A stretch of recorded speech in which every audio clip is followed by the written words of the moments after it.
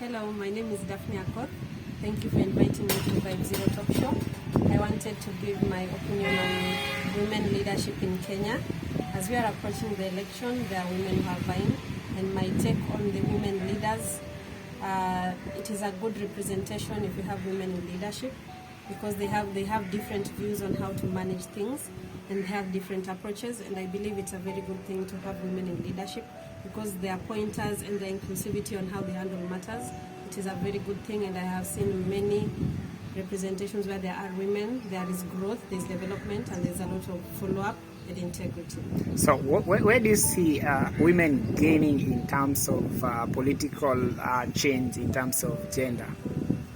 If there are women in leadership, personally I believe there will be more, there's encouragement, because the young girl down there believes that if a woman can, she also can. So the future of women in leadership will be higher, because the more there are people representing, the more people will be encouraged to aspire to vie for such positions. Okay, do you see yourself as maybe vying in future? For politics, no, but I would like to be in a position of leadership that I can influence change, either in an organization, in an institution, and such like positions.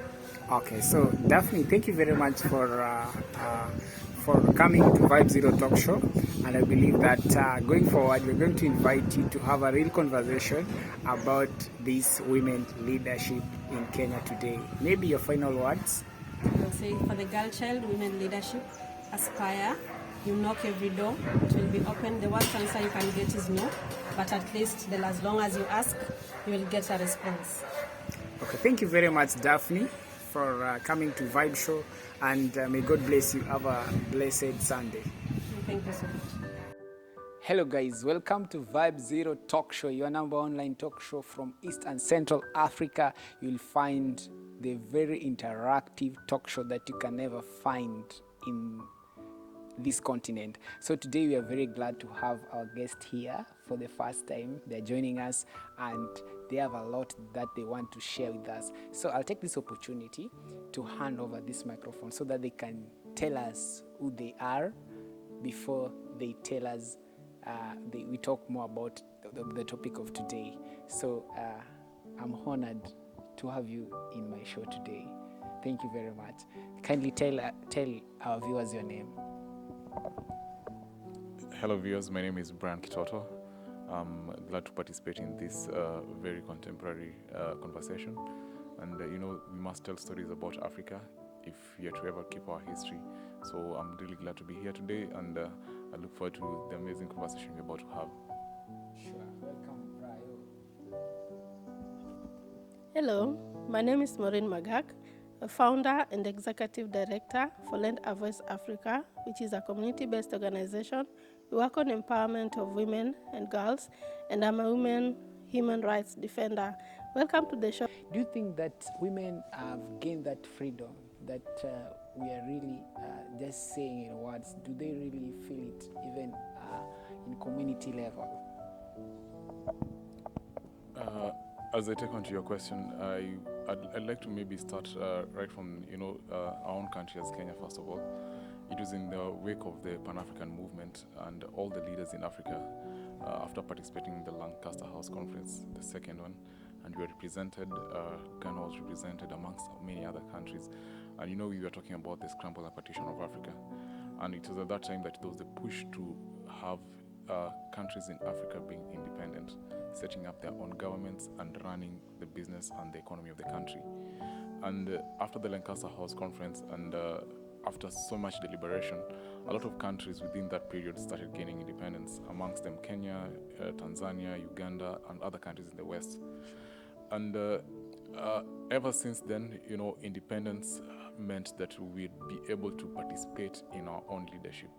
And even in the fight for liberation and gaining independence, which is what we call Madaraka, there was the role of women.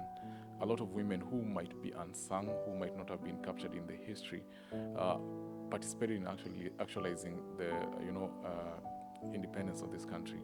When we say that when a society fails, it's because the men have failed. But at the heart of every success, there's the women. So the push for independence, there was a key role and a very huge role that was played by the freedom fighters and their families who remain, at the hindsight, they're never really mentioned in history. But the women played a very major role in the success of the struggle for independence. And over and beyond that, now that we're celebrating Independence Day today, after several years since we gained independence, I think the role of women and, bringing women to the forefront of this celebration has still not yet, gotten to the place it should be. We still have not given women the bridal place in, matters that concern leadership and, playing a major role in the society. We still resigned women to, very feminist, sort of roles. So I believe that much as we still don't feel like we're truly independent as a country, I feel that has a lot to do with the fact that we've not empowered our women enough to participate in, the success of the country and the leadership of the country. So let me ask you, Kitoto, what are these barriers that you think that has the barriers that has made women not to feel the freedom that you're speaking about today? The freedom for women to participate in leadership, partly, I'd say it's the fact that, in the African tradition, for most communities, women were confined to certain duties and certain roles in the society. And women are not really seen as people who can, actually participate and lead, a society or a community. They are supposed to be helpers, They're supposed to be like companions. They're supposed to, do the motherly roles and not leadership. And again, the fact that women have not risen also in leadership and, gaining their own independence is partly to blame on themselves because, women also can be their own enemies. Without supporting each other. We say around here that, women can be planning something, but then just one, gossip can really ruin something that has been planned for such a long time. So, women must also play their role in supporting each other. And they should be out and out trying to support each other and making sure that, one of them is always given an upper hand. So there's a lot that needs to be done. And these barriers, they are self-created, some of them, though we also admit that men have also played a very huge role in, downplaying the role of women in independence. Okay. Thank you very much, Kitoto. Naona ulikuwa unakataa, lakini tumeona wanawake wengi sana pia wamekuwa their worst enemy in terms of development because sometimes if we can go back, and the good thing is that you guys, it seems you really know history. You're young, but you know the history. You'll find most young people don't really know where we came from. But I'm glad that I'm having those people who know the history and how it evolved, that now we are celebrating Madaraka Day today. But having said that, women sometimes become their worst enemies. If we look, for example, in our country, like I see there are women who have stood and even vie for the most high position, that is the presidential. And for example, we had Charity Gill, right? She vied, but I think she came 4th or 5th distance. And you'll find that women are 52% of the population of Kenya today. Why is it that? Why do you think that you're not your worst enemies? Kindly. Thank you. First, when you said women are their own enemies, so we're working very hard as women kutoa hizi kasumba, these stereotyping annotations that women are their worst enemy, because as Justice says it clearly, and even our President Uhuru Kenyatta said, who are the majority of the voters? Then the crowd says women. Yeah? And you'll see it on 9th of August. Women will be there at the earliest of the morning. So one thing I want to say without fear is that women are not enemies of other women. As Maureen, and I have a friend who is a lady, I'm not her enemy. What women do, they when they look at you, for example, as Charity Ngilu or as Martha Karua, first you are Martha Karua the person, and two, you are Martha Karua the leader. Therefore, when it comes to leadership positions, they don't just choose you. We women don't just choose you because you're a woman. We want to choose you because when you are up there, you will deliver. When you are up there, you will do what your responsibility calls for. And that means I know your potential from when I've been interacting with you. I know your potential from your history. Unaelewa? We are up to putting the right woman in the right position because we cannot degrade ourselves by choosing someone just because they are women. We will be underplaying our role and we will be promoting mediocrity and not growing each other. Naona unajitetea sana, najua utakubali kwa sababu you are an activist fighting for women. But not only the political space that you're talking about, but even in some organization, you'll see that if a woman is a leader, you'll find that those women who are below her will not really support her compared to men. Why is it so? Not just politics. Okay, I know being human is one of the most difficult things in the world. So first of all, these women are humans. Now, it's not everyone that's going to like you the same.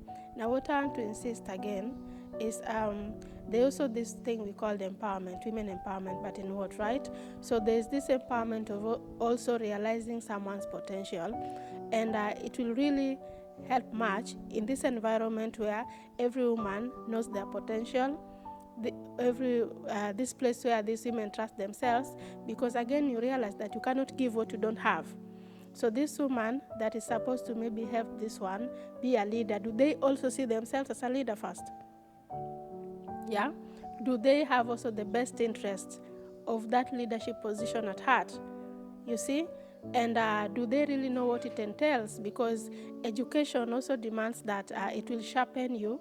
It will sharpen your reasons of why you vote for her. Otherwise, these are women that are not supporting other women because they exist. I have to agree with you. I want to say clearly that they are not well empowered in knowing reasons why they should vote for this person and not use maybe their past experience against them, and really first be self-aware themselves so that they can give, knowing that if you elect this woman, she will represent you. We cannot be there, all of us, but can we trust this one? Can we not use the fact that, oh, she does not have a child, how can she lead a whole school? She doesn't have a husband. How can she lead the whole nation? Who told you a child and a husband are the qualifiers for being a leader? If you have a husband and you have a stable family, it will add some values that people will see that this woman can really lead, right? Not right, because in Kiswahili we say these are kasumbas, yeah? I am unmarried, but am I not a good leader? Yes, so what I'm just saying is we cannot tag a woman. We cannot put a price on a woman's ability to achieve whatever she wants, yeah? Because that will still bring us back to the very day that we got our madaraka. Before, when we are profiled and told if you are not circumcised, you cannot stand before men to talk. If you are not married, you cannot even go anywhere. We cannot. This is 21st century. We cannot put a price on women's ability to achieve their potential. Siwezi nikakushinda, especially when tetearing women. Najua lazima wanawake watetewe, sio magaku. Okay, so thank you. I'll give you the microphone after nimepea Kitoto. Okay, I just want to ask you another question, Kitoto. Between a man and a woman, who do you think can give a good leadership at home level? When you look at the setup for the home and from wherever it originates, you see the man was supposed to play the role of providing and protecting. Yes. Okay. The man was supposed. Yeah. We are talking about the ideal situation as if you believe constant. yes, yeah, if without any interference and due interference from outside, the man is supposed to be the provider and protector of the family. The woman comes as a companion. That means all the roles were given to the man, and the woman only comes as a helper. So the key role in the success of a home is it all boils down to the man.